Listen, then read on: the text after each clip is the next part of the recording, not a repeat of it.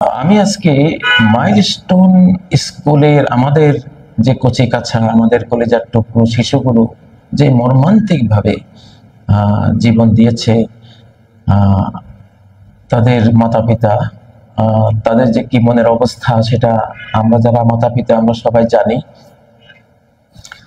আল্লাহ তাদেরকে সুন্দরভাবে তাদের অন্তরে সান্ত্বনা নেয়ার তৌফিক দিন, আকাশ থেকে সান্ত্বনা নাজিল করুন, সাকিনা রাহমা নাজিল করুন, তাদের সন্তানদেরকে তাদের মুক্তির উসিলা বানিয়ে দিন জান্নাতে। তাদের সবাইকে আল্লাহ তাআলা তাদের এই মৃত্যুর বিনিময়ে জান্নাতুল ফেরদাউসের পাখি রূপে তাদেরকে কবুল করুন। আমরা তাদের জন্য দোয়া করি, তাদের মাতা পিতাকে সবর করার তৌফিক দিন, সেটাও দোয়া করি। তো আসলে এই বিষয়টিতে দায়ী কারা, আসামি কারা? অবশ্যই এই প্রায় অর্ধ শতাব্দী পুরনো অচল এইসব ফাইটার জেট যারা আকাশে উড়ান, সে কর্তৃপক্ষ অবশ্যই দায় নিতে হবে, দায় নিতে হবে। হযরত ওমর যেমন একটা ঘটনায় বলেছিলেন, কাতাল তুমুহু, তোমরা তাকে হত্যা করেছ। অর্থাৎ একজন মানুষ একটা পথ পেরোতে মরুভূমিতে পিপাসা আক্রান্ত হয়েছিল, পানি চেয়েছিল, গ্রামবাসী পানি দেয়নি।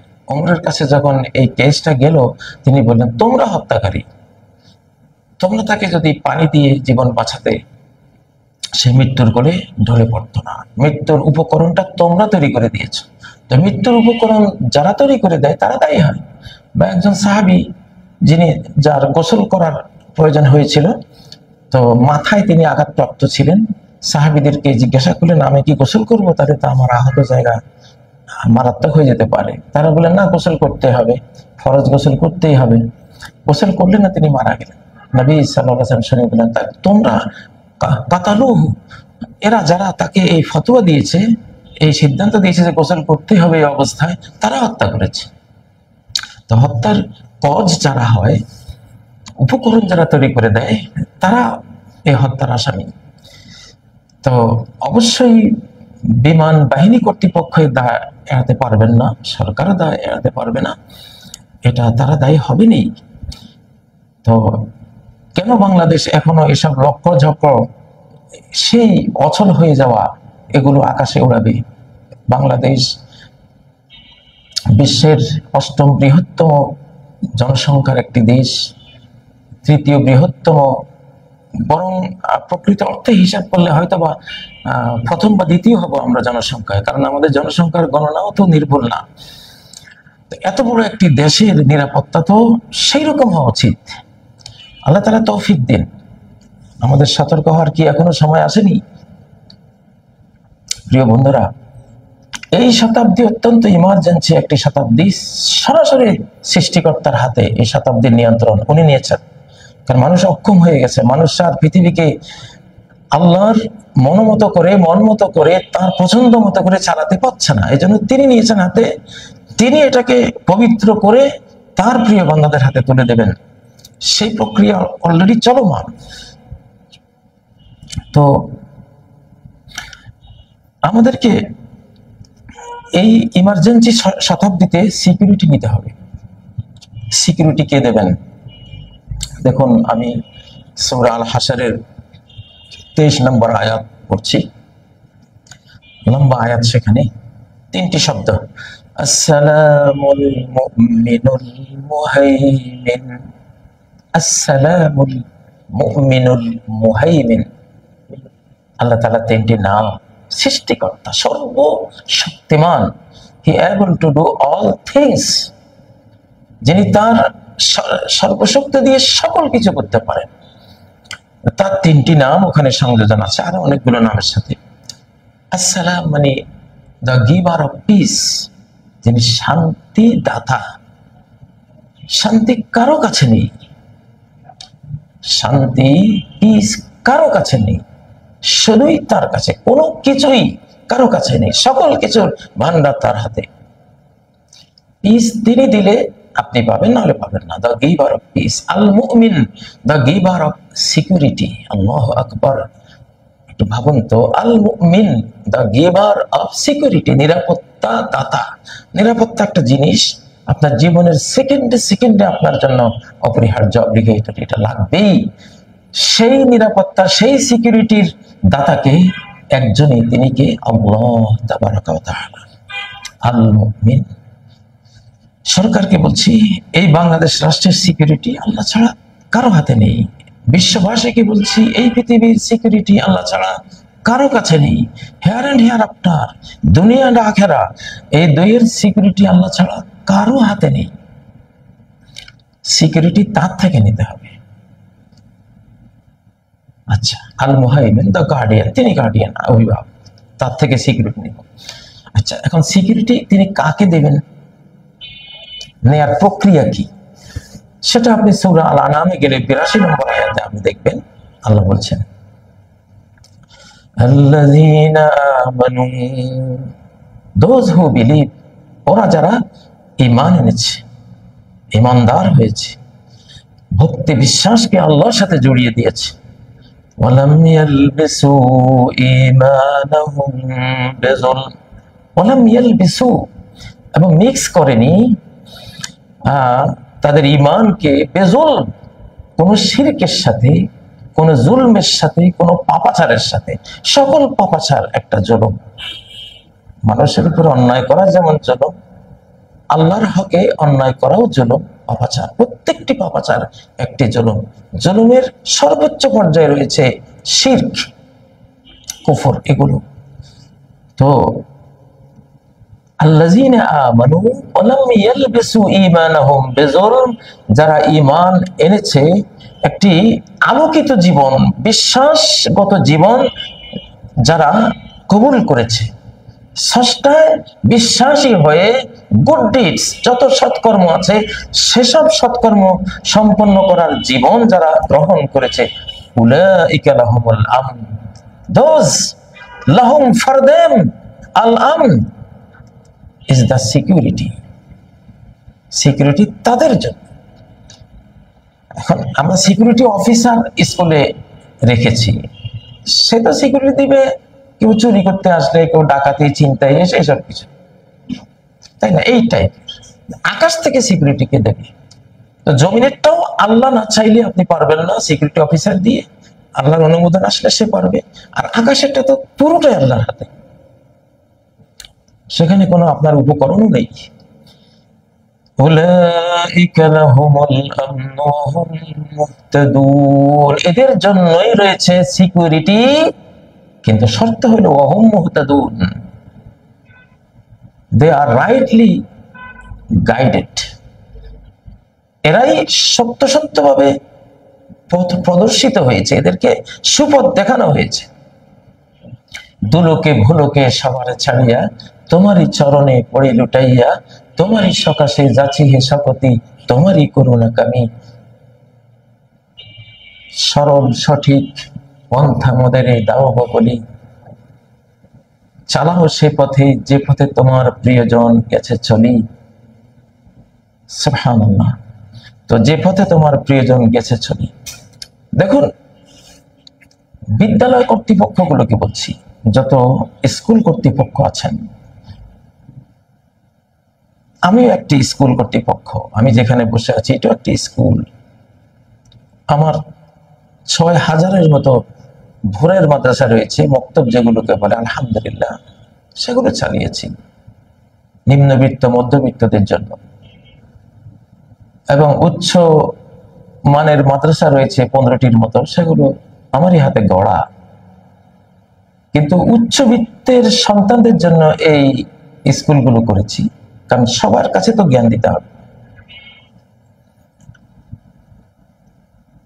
তো এখন সিকিউরিটি দেয়া বিদ্যালয় কর্তৃপক্ষের উপরে ফরজ। কাকে সিকিউরিটি দেবে? তার স্কুলে যারা আছে সবাইকে। সিকিউরিটি কিভাবে দেবে?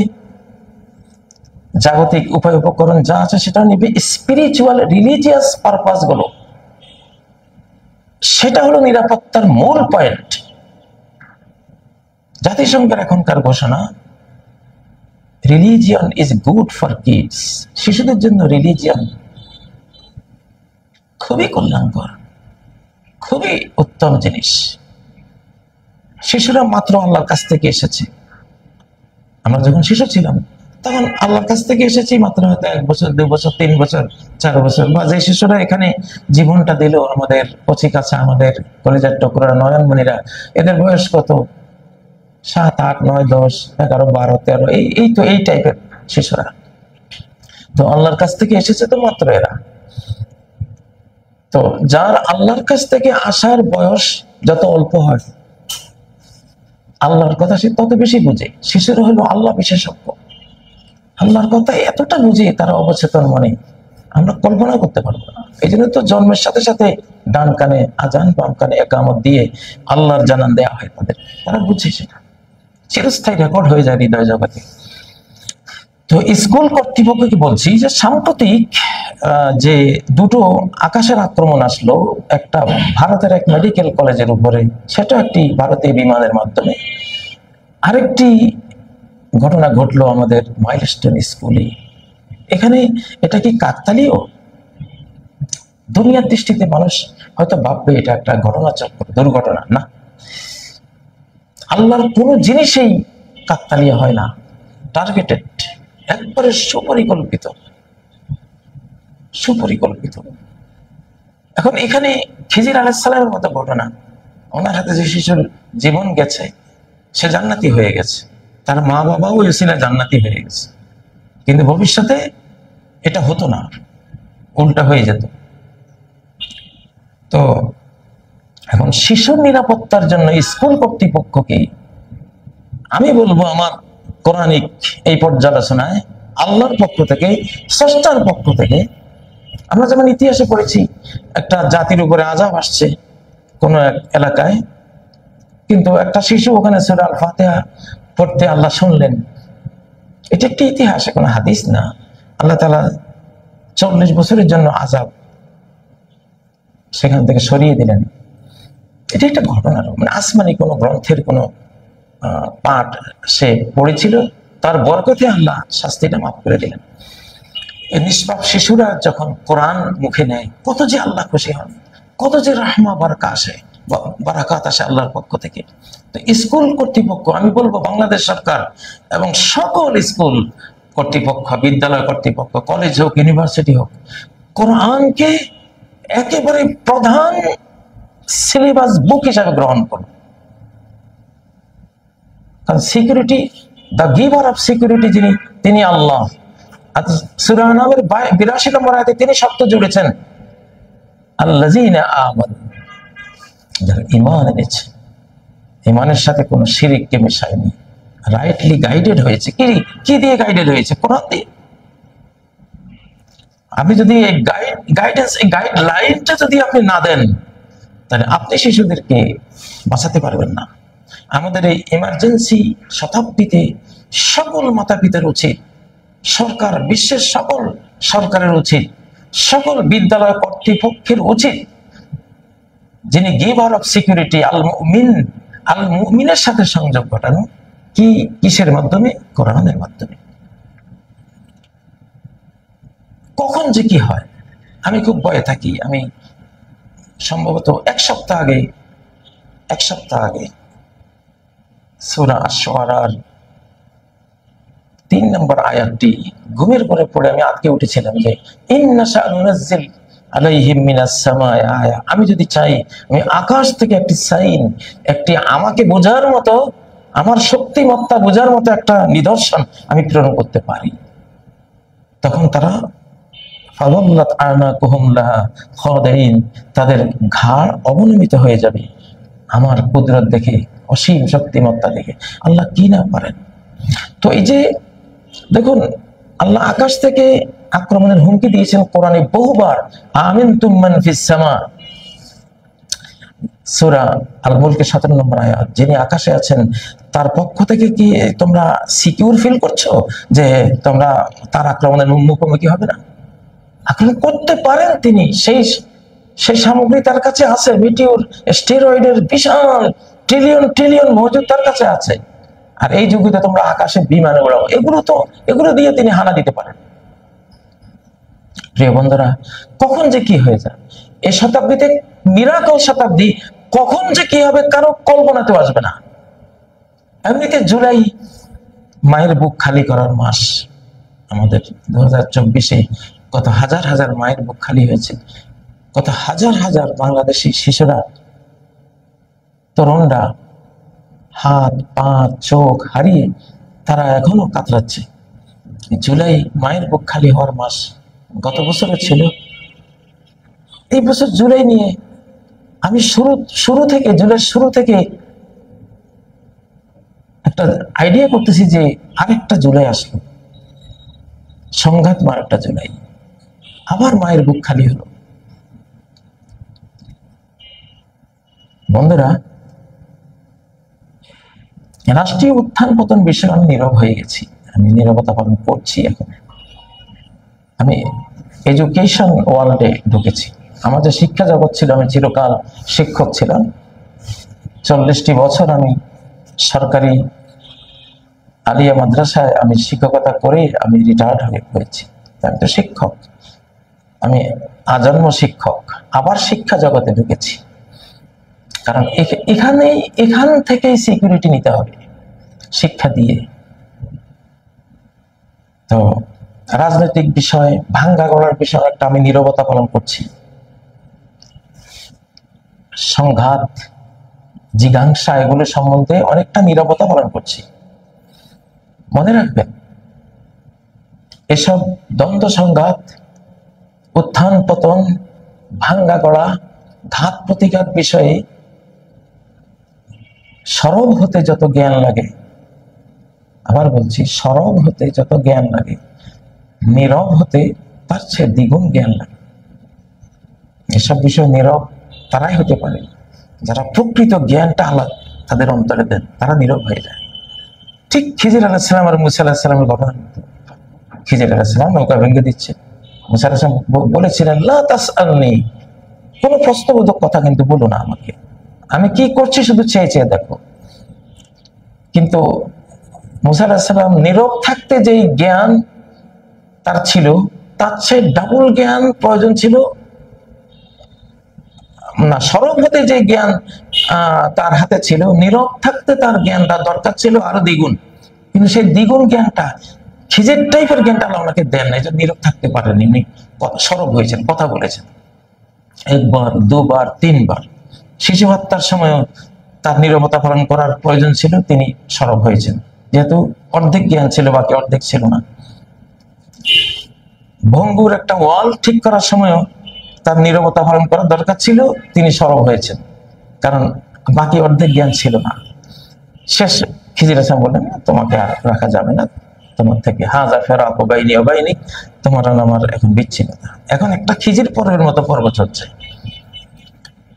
এই পর্বের ভাঙ্গা গড়া, ঘাত প্রতিঘাত নিয়ে আমি নীরবতা পালন করবো। এখন কোনো কথা বলবো না, স্বেচ্ছায় সব জ্ঞানী, জেনে বুঝেই বলছি না। যাই হোক, তবে শিক্ষা জগতে ঢুকেছি, এটা বলবো। বিদ্যালয় কর্তৃপক্ষের প্রতি আমার এবং সরকারের প্রতি জোরালো আহ্বান, আপনারা যদি আল মুমিন দ্য গিভার অফ সিকিউরিটি থেকে তার শিক্ষা, তার যে কোরআন, সিকিউরিটির যে বই, বুক অফ সিকিউরিটি, যে কোরআন, এটা যদি আপনারা বিদ্যালয়ে না দেন, আর ভবিষ্যতে যদি এই ধরনের আরো ঘটনা ঘটে, আপনারা আমাদের কাছে পুরোপুরি দায়ী থাকবেন। এখনো দায়ী, কিন্তু ব্যাপারটা যেহেতু এখনো পুরোপুরি মানুষ বুঝছে না, এই জন্য আমরা একটু হার্ড লাইনে নেই। আপনার ভারতের বিদ্যালয়ে সে আকাশ থেকে বিমান ভেঙে পড়লো, ফ্লাইট আক্রমণ করে ওটাকে নাস্তানাবুদ করলো, কতগুলো আমাদের স্টুডেন্টরা জীবন দিল। ঠিক এখানেও সেটা, কারণটা কি? কাকতালীয়না ওয়াকানা আমরুল্লাহি কদারাম মাকদুরা, আল্লাহ তাআলার কমান্ডে যা হয় কদারাম মাকদুরা, সুনিপুণভাবে প্রোগ্রামিং করেই এটা করা হয়েছে। কেন করা হয়েছে তিনি জানেন, কিন্তু একটা গ্যারান্টি তো কোরআন দিচ্ছে, আল্লাযীনা আমানু ওয়া লাম ইয়ালবিসু ঈমানাহুম বিযুলম উলাইকা লাহুমুল আমন। Those for them is the security. তারা কারা? বিলিভার, যারা ঈমানদার এবং আল্লাহর শিক্ষা যারা গ্রহণ করে, আল্লাহ নিরাপত্তা দিবে। আমি বাংলাদেশ কর্তৃপক্ষ, বিদ্যালয়, সকল বিদ্যালয় কর্তৃপক্ষকে বলছি, ইমার্জেন্সি শতাব্দী চলছে, কখন কি হয়ে যায়, কখন কি হয়ে যায় কল্পনা তো আসবে না। রেডি থাকেন সবাই। বাবারে, শিশুর হাতে কোরআন তুলে দিন, আপনার হাতেও কোরআন, শিশুর হাতে কোরআন, শিক্ষকের হাতে কোরআন। সৃষ্টিকর্তার ইমার্জেন্সি একটা টাইমে আমরা পড়ে গেছি, তিনি যে কোনো সময় অপারেশনাল অ্যাকশনে আসতে পারেন। অতএব আপনি আপনার সিকিউরিটি নেন। এমন দুঃখজনক ঘটনাগুলো ভবিষ্যতে যাতে না হয়, আল্লাহ তাআলা যাতে আমাদেরকে সেভ করেন।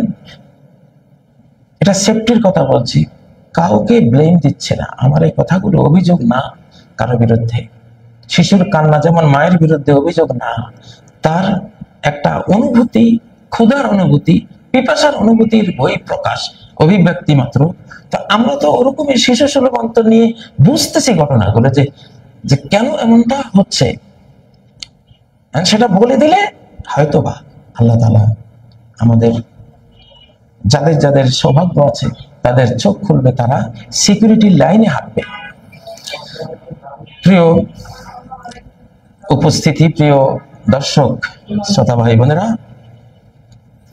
তো আপনারা যদি সূরা আল আরাফের 97, 98, 99 নম্বর আয়াত পড়েন, সেখানে আল্লাহ কি বলছেন? আফা আমিনা আহলুল কুরা আইয়াতিয়াহুম বাসনা। জনপদবাসী কি, তারা কি সিকিউর ফিল করছে নিজেদেরকে আমার শাস্তি আশা থেকে? কখন? বায়াতান, একটা নাইট, রাত্রে, অহুম নাইমুন, যখন তারা গভীর ঘুমে আচ্ছন্ন। আসতে পারে আপনার ঘুমন্ত অবস্থায় একটা ভূমিকম্পের নাড়া দিয়ে আপনাকে কয় না, জাগলে সকাল, না জাগলে পরকাল, পরকাল নিয়ে যেতে পারে।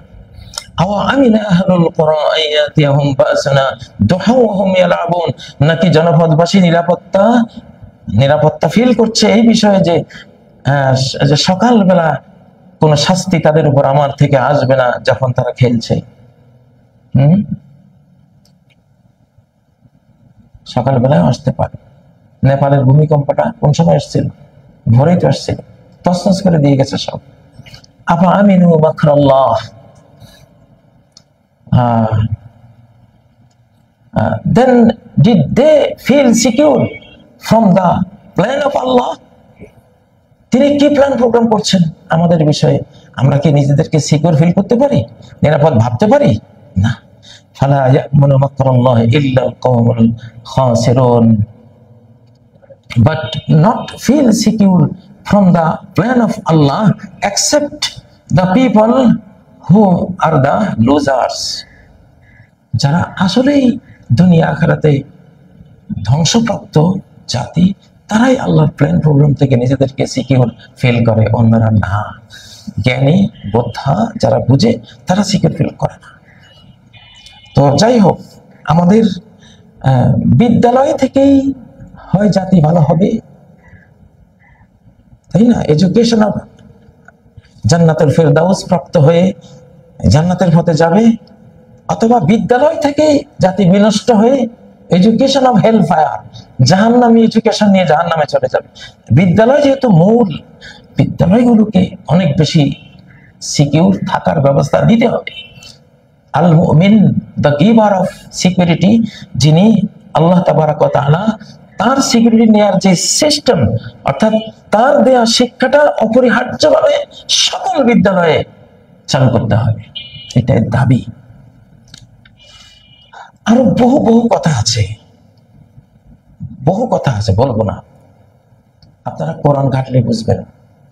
একটু আগে তো বলেছি, এসব উত্থান পতন, ভাঙ্গা গড়া, পানিশমেন্ট, টর্মেন্ট, তাই না, ধ্বংস বা মুক্তি বিষয়ে কথা বলতে যে জ্ঞান লাগে, না বলতে তার দ্বিগুণ জ্ঞান লাগে। কোরআন পড়লে সে দ্বিগুণ জ্ঞানটা আসবে। আল্লাহ তাআলা আপনাদের আমাদেরকে সেই দ্বিগুণ জ্ঞান দান করুন, আমরা যাতে নিজেরাই বুঝি এবং নিজেরাই এগিয়ে যাই। তো আবারও আমাদের শিশুদের জন্য আমরা একটু করে দোয়া করব। আমাদের আমিরুজ স্কুলে আমরা দোয়া করব, পিসি স্কুল থেকে তো দোয়া করলাম, সারা বাংলাদেশে তাদের জন্য দোয়া চলছে, শোক সমবেদনা চলছে। আল্লাহ তাবারাক ওয়া তাআলা যাতে আমাদেরকে, আমাদের শিশুদেরকে তিনি তার প্রিয়জনদের পথে পরিচালিত করেন। এই জন্য আমাদেরকে ফলো করার মতো আদর্শ মাতা পিতা, আদর্শ শিক্ষক হতে হবে, আদর্শ বিদ্যালয় বানাতে হবে। ইহদিনাস সিরাতাল মুস্তাকিম, আমাদেরকে সিরাতাল মুস্তাকিম দেখিয়ে দিন। এইটুকু যদি যথেষ্ট হয়ে যেত তাহলে পরের আয়াতটি আল্লাহ আনতেন না। পরের আয়াতটা কি? সিরাতাল্লাযিনা আনআমতা আলাইহিম, চালাও সে পথে যে পথে তোমার প্রিয়জন গেছে চলি, তুমি যাদেরকে নিয়ামত দিয়েছো। এই একটা আবার কেন যে শুধু থিওরিক্যাল যে সিরাতাল মুস্তাকিম দেখিয়ে দেন, এটা এনাফ না। একটা অনুসরণীয় মডেল শিক্ষক মহল থাকতে হবে, প্যারেন্টস থাকতে হবে, মুরব্বী মহল থাকতে হবে, যাদেরকে শিশুরা ফলো করবে। সেই প্রিয়জনদের একটা মজমুয়া, একটা গ্যাদারিং শিশুদের সামনে থাকতে হবে। তাদের চলন বলন, তাদের স্টাইল, লাইফ স্টাইল সবকিছু দেখে শিশুরা তাদের ফলো করবে, অনুসরণ করবে। অনুসরণটাই এখানে বেশি প্রয়োজন। এই জন্য থিওরিগতভাবে সিরাতে মুস্তাকিম কি, জ্ঞানগতভাবে সিরাতে মুস্তাকিমের প্রায় 5 লক্ষ শাখা প্রশাখা আছে। বিল ইস্তেকরা উলামারা এগুলো ঘেটে ঘেটে বের করেছেন। তো প্রত্যেকটা পয়েন্টে সিরাতে মুস্তাকিম আছে, কিন্তু সেটা শিশুরা জানলেও ফলো করতে পারবে না, মানতে পারবে না। যদি ফলো করার মতো একদল, এই পথে চলার মতো প্রিয়জন তাদের সামনে আমরা উপস্থাপন না করি, সেটা কারা হবে? শিক্ষকরা হবে। কারা হবে? প্যারেন্টস হবে। কারা হবে? মুরব্বীরা হবে। সমাজের যারা বয়োজ্যেষ্ঠ আছে বা যারা তরুণ আছে, তাদের থেকে বয়স একটু বেশি, তারা হবে। সেই সিস্টেমটা দিতে হবে। শিক্ষা সাথে দীক্ষা, নবীজির যুগের শিক্ষা, যেটা শিক্ষা দিতেন সাথে সাথে দীক্ষা, যেটা এডুকেশন সাথে সাথে কালচার, যেটা তালিম সাথে সাথে সেটা নিয়ে তারবিয়া, সেটাকে বাস্তবায়ন করা। এই দ্বৈত ধারায় আমাদেরকে এগোতে হবে। তাহলে আল মুমিন যিনি, দ্য গিভার অফ সিকিউরিটি যিনি, আমাদেরকে তিনি সিকিউরিটি দিবেন ইনশাআল্লাহ। আমাদের সন্তানদের আল্লাহ তাআলা কবুল করুন। যারা আহত অবস্থায়, পড়ে যাওয়া অবস্থায় হাসপাতালে আছেন, আল্লাহ তাদেরকে অতি দ্রুত শেফায়ে আজল কামিল নসিব করেন। আল্লাহুম্মা রাব্বান নাস মুযহিবাল বাস ইশফা আনতাশ শাফি লা শিফা ইল্লা শিফাউ শিফাআন লা ইউগাদিরু সাকামা। আল্লাহ তাদেরকে শিফা দান করুন। সুবহানাকাল্লাহুম্মা ওয়া বিহামদিক আশহাদু আল্লা ইলাহা ইল্লা আনতা আস্তাগফিরুকা ওয়া আতুবু ইলাইক।